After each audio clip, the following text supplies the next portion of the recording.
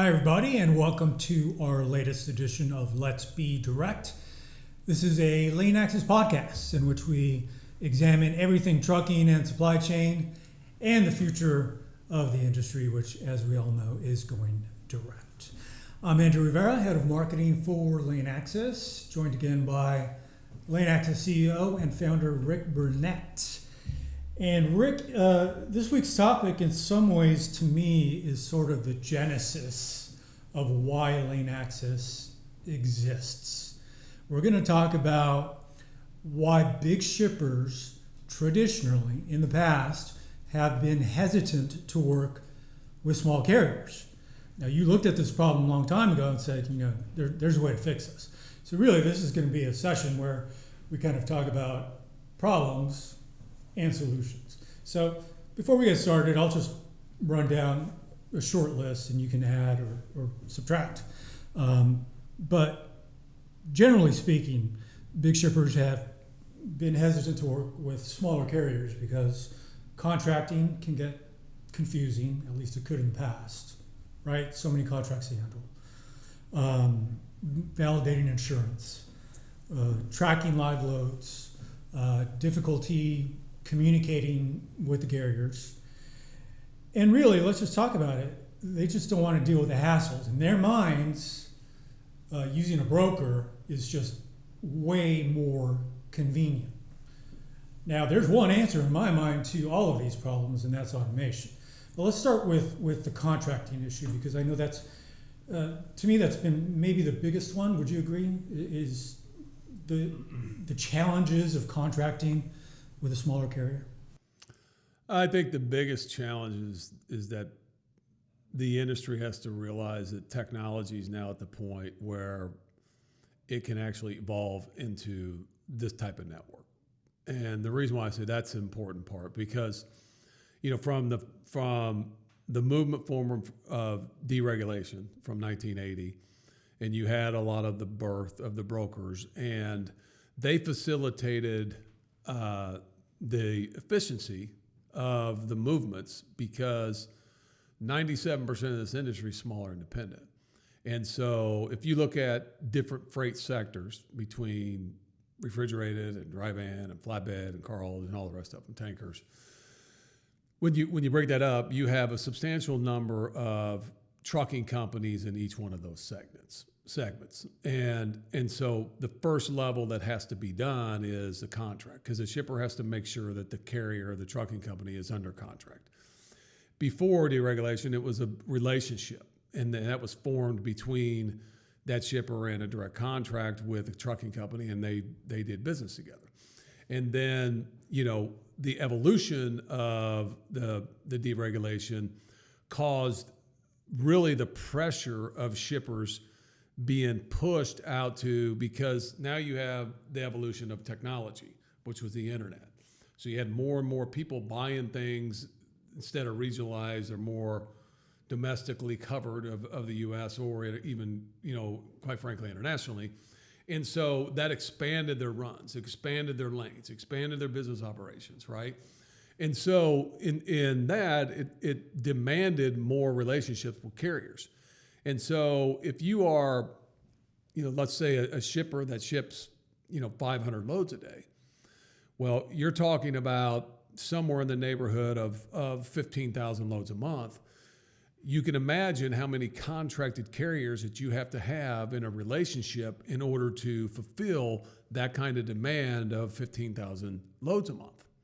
And that's a month, not even annually. And so in that, brokers fulfilled and 3PLs fulfilled the role that took care of that issue, that made sure they're under contract, made sure they had insurance and low-level management of the loads, and then paying them. That was a service that really started to increase during, when companies were looking to downsize the amount of people that they were paying into, retirement, and cutting and reducing the amount of people that they were paying for a long period of time, and they outsourced it. So as the volume of freight increased from the outsourcing, you had that managed service provide a great benefit. And so There was cost reductions from legacy costs that these companies were looking to get rid of, and there was benefit. Now, as technology has evolved, and now we are really in 2020 and beyond, okay, we have to revisit the way that supply chain actually moves. And effectively, what is the list of various different services that a broker or 3PL does in the form of that, and then the cost, and then look at a system, say lane access system, that can mirror each one of those services at effectively, pennies on the dollar. Because it can manage the contractual relationship. It can manage the insurance verification process. It can manage the in-transit information, prior to load pickup if the guy's on time or not, which is eliminating phone calls. And you're getting arrival times, loading and unloading times. You're getting in-transit exception management, breakdown, accidents, things like that. And then at the delivery, you're getting when he arrived, unloading times, and direct payment. So when you look at what the services that a broker or 3PL actually provided, that now a system can provide at, quite frankly, a better, more expedited, and cost-efficient manner, it's just the evolution of what technology has done in, quite frankly, every industry that we listen to that and we hearing this, we've experienced. Movies and travel and banking and everything else. It's just the evolution that supply chain trucking is gonna go and evolve into in the next 10 years. So let's call it what it is. Trucking has notoriously been behind the times as far as technology. I posit that brokers in some ways liked technology to be behind the times because it once again reinforces their relevance, right? Just in the same way that brokers sort of thrive on a chaotic supply chain to justify their existence. And for years, even up until now, they've been working with phone calls, emails, faxing. It's still happening now, right? So it's really become, to me, a battle between brokers and technology and shippers willing to make that mental switch from thinking that they need to use brokers and realizing that they can now trust technology. Would you see it that way? Yeah, I think, when we started back in 2015, the industry that was actually involved in the actual movement, which is the trucking company, the independents, they didn't want to use their cell phone. And a lot of them still use paper logs. And so that quickly changed in a matter of 5 years because when it came to 2020, federal mandates went into place of electronic logging devices, and then all of them basically had a smartphone. And so there's now a device in the cabin capability for these lists of things I listed earlier, contracting, insurance, all those other things, can be in a mobile device done quickly. And so it gives the ability of a network to connect contract. It's just like an Uber, right? And if you walk out of the door of the building and you order a ride, you got a ride in 2 or 3 minutes because there's information readily acceptable and there's a guy connected.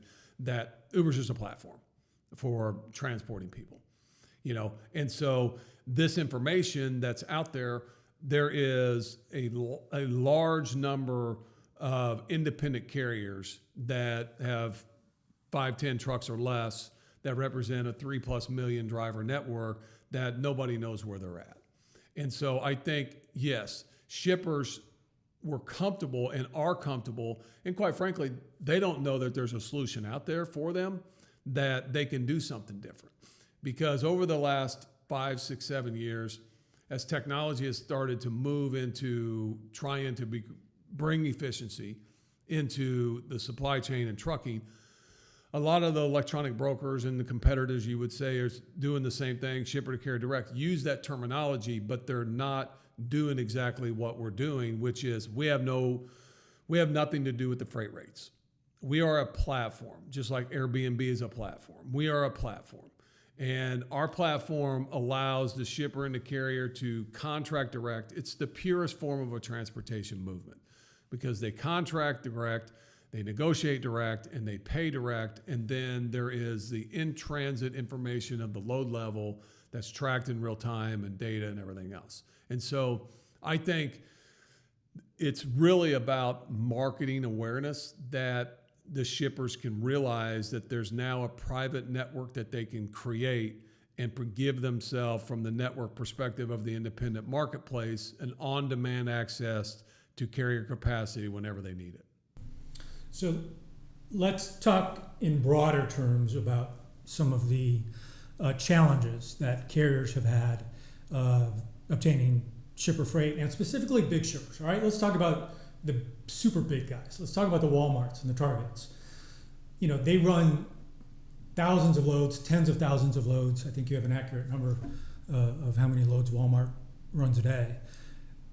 You know, the concern is if you're gonna connect with a small carrier or an owner operator, they feel like, how am I going to move all these loads with one carrier? You can't, right? You're going to need thousands. That's a great question, and my answer is just pointedly, you need a system to do it, and that's why this is built, and that's why it's taken almost a decade through different iterations to figure out to get to that point, because there's two components. So when you have a larger shipper, first off, they deal with the mega carriers and it's in a select number of contracted carriers, and it could be 50 to 100. But when you look at the overall market and you're dealing with 50 or 100 contracted carriers, and you think you are logistically sound, you're kidding yourself. Because if you look at the number of trucking companies that are in that segment, refrigerated, dry van, flatbed, and you're thinking that 50 or 100 is the number, and it represents 0.25% of the total number of carriers, and you don't think that loads are being subcontracted out to the independents and they're actually doing the work on hauling it, you just don't know the industry. You just haven't done the research into the data behind what it actually represents. And so when you start to really look at the industry, right, and you really understand how transportation freight movements actually go, if 97% of this industry is smaller independent and the only way they make money is haul freight, they have to be getting it. So what you're talking about is the contracting, and how do they negotiate direct, and then how do they deal with business direct. That's really and so you need a system, because without a system, think about it. A Walmart couldn't manage a direct relationship with 30, 40, 50,000 independents that they would need probably on a month-to-month basis, if not more, to fulfill and facilitate all their transportation movements. Because they got 8,000 trucks, but they got tens of thousands of loads, 35,000 loads, that every day that they're moving. And so it's not about me knowing the exact number. These are illustrations of examples, right?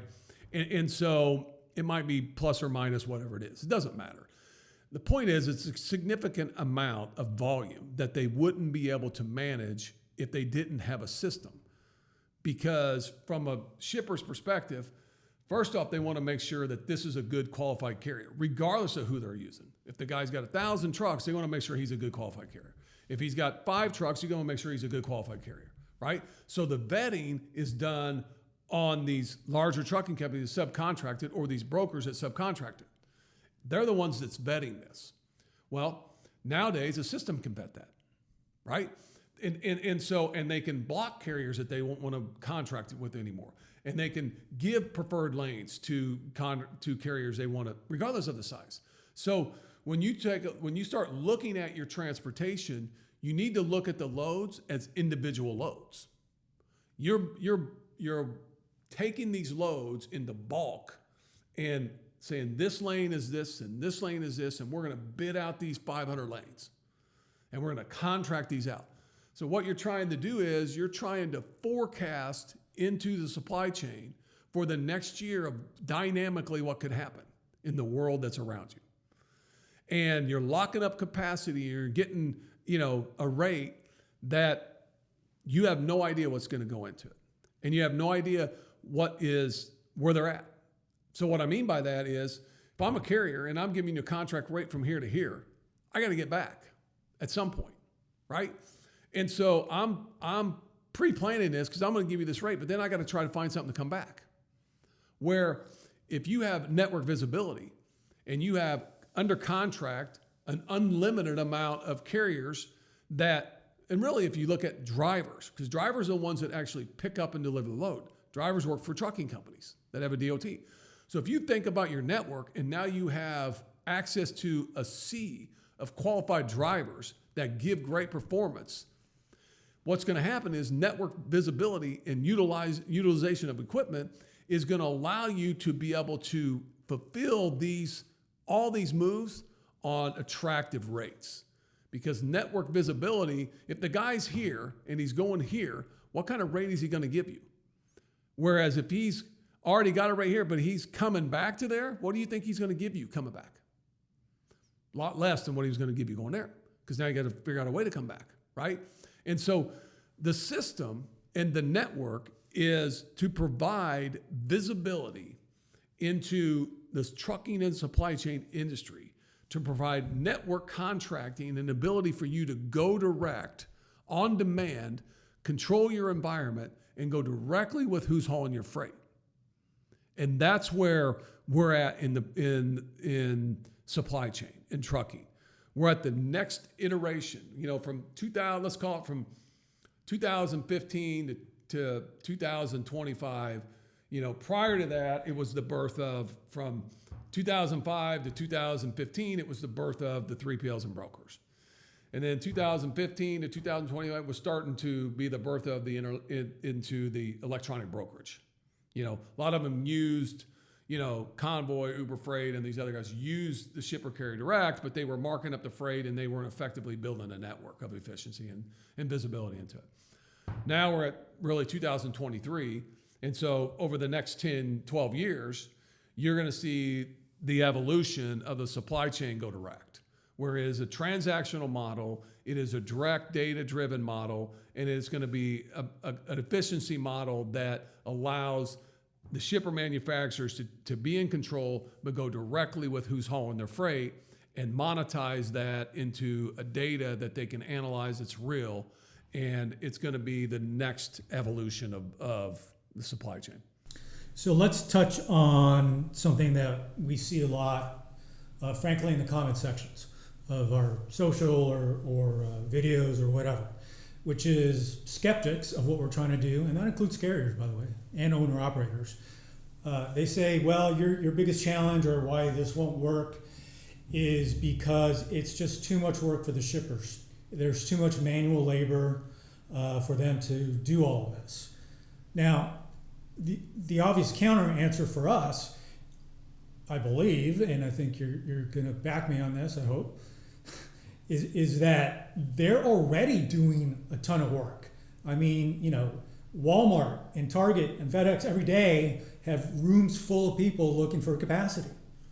Am I right? I mean, that it's just not a valid complaint about. Well, I mean, when you make that statement, it's illogical if you actually think about it. Because first off, you're talking about a system. And a system that is designed to be built on efficiency and automation. It removes the need for human intervention, phone calls, paperwork, faxes, and everything else. So ultimately, in the core of what we're talking about a shipper has product that needs to get moved. And the actual trucking company that is going to haul it, you are communicating direct. Okay? That means you're removing anything else that you add in the middle of that is an extra layer, is another communication. If you pour all that out and you bring the two parties directly together, it's the most efficient. So if you're having a system, obviously we're not asking anybody to put a single load in. If you got 1,000 loads a day, you're going to tie into that TMS or whatever system, and them loads are going to come right over. And then you're going to broadcast that out to a network via SMS or email or however you want to do it that communicates to your network and probably alerts right to their mobile app that they got new loads are coming out. So right there, it's a touchless point. Nobody's done anything, right? It's flowed in their TMS. The order's gone out to the network, goes out the network. If it's a price that you want, shipper, the carrier who's under contract says, yeah, I want it, boom, select, it comes back in to confirm. And so the system is managing it for you. You're not having to manage 1,000 loads. But just like no matter what system anybody builds, it's still at the end of the day trucking. Okay? You're going to have weather. You're going to have natural disasters. You're going to have a pandemic, hopefully never again, but we did have it. There's different things that's outside of control of anything, right? So yes, you are going to have to do certain things if things happen, because that's your business. You have the most interest in making sure your business is run efficiently and effectively, and that's a shipper. But you're dealing directly with who could make it the most efficient, and that's your own network. And that network represents that doesn't mean that mega carriers and everybody else can't come to the network and register. Yeah, they can. Doesn't matter, because they're hauling the freight. And if that shipper says, hey, I want you to join the network because I want the data and everything else, I want to go direct and I want to be able to have capacity whenever I need it. We're not opposed to, this isn't a bash on large trucking companies, because they're trucking companies. They need to make revenue like anybody else.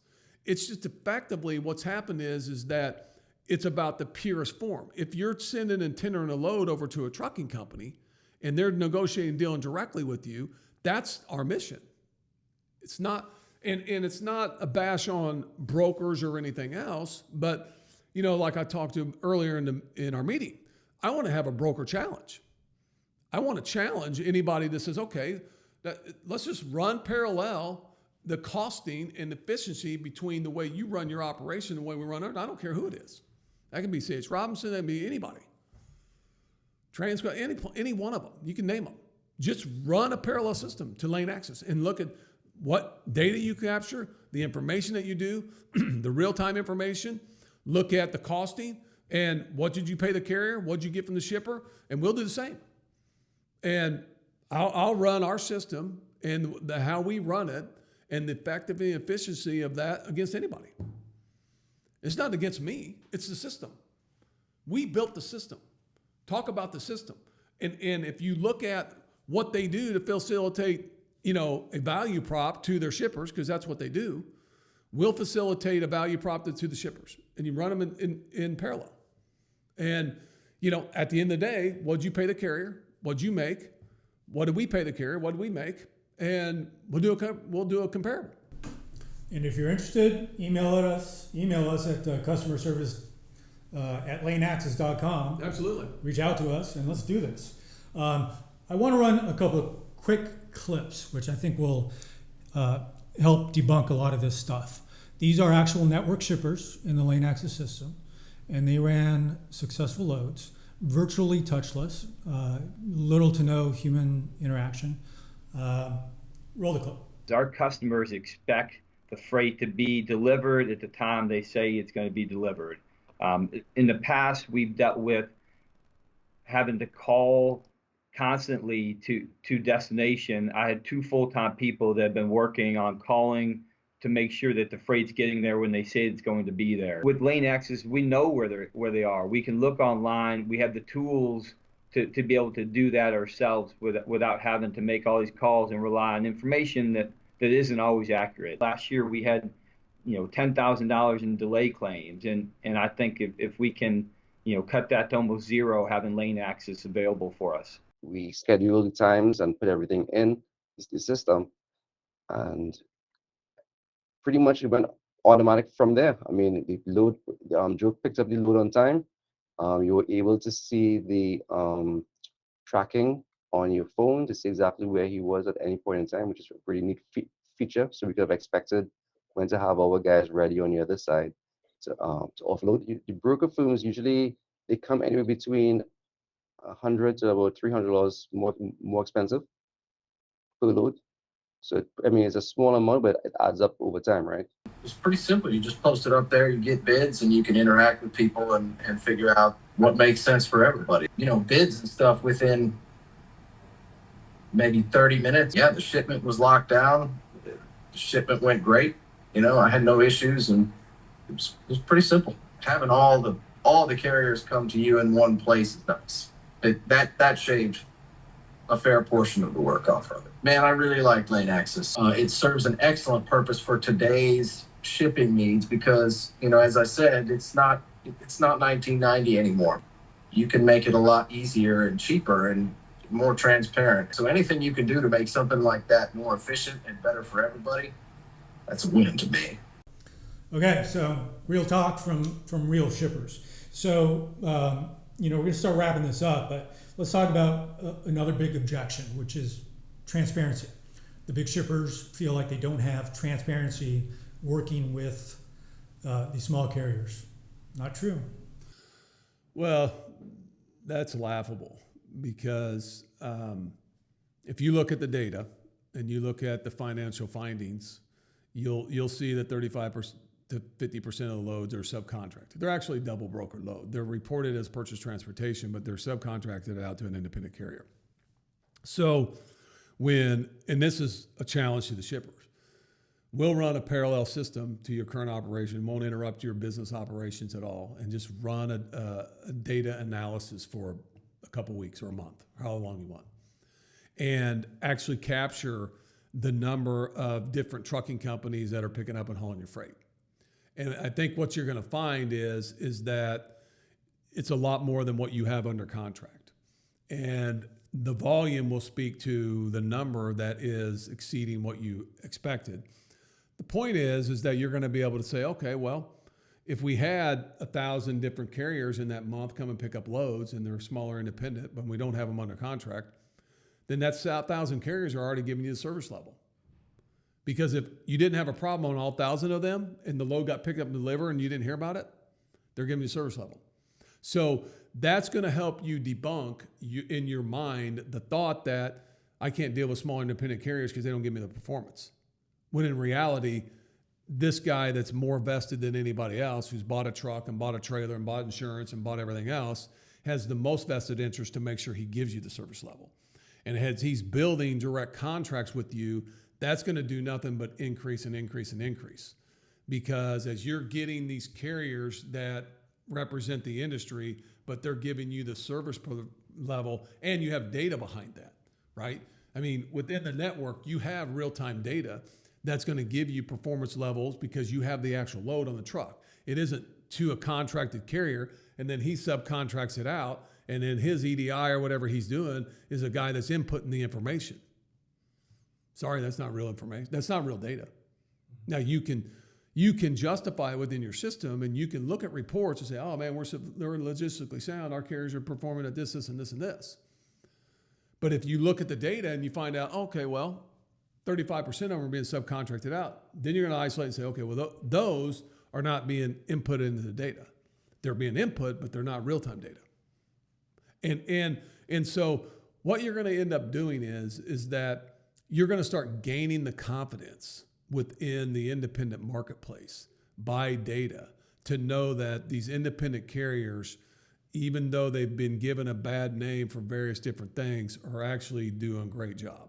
And they're in business for a reason, and that's because they take pride in the service level of how they do they'll run their operation. And that's going to be proven over through data. In my opinion, I see, the industry as being 3 million owner operators in 10 years. And the reason is because they would be able to come to a system like Lane Access and have a CDL and get a truck and get a fuel card and get insurance and get direct relationships with shippers and get paid direct and be able to run their full operation. And they'll be able to give statistical data and information back to who they have relationships. And they'll be able to build unlimited relationships with shippers that, quite frankly, they can't do today. All right, very good. To me, the bottom line is that there's really no barrier or objection that can be articulated of why shippers won't work with small carriers that can't be solved by automation and by lane access automation. All right, let's be honest. All right, guys, thank you once again for joining us for this latest episode of Let's Be Direct. Stay safe out there on the roads, and we will see you next time. Take care.